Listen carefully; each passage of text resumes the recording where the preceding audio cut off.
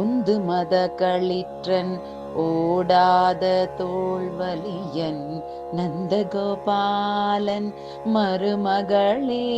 நப்பின்னாய் கந்தம் கமழும் குழலி கடை திறவாய் வந்தெங்கும் கோழி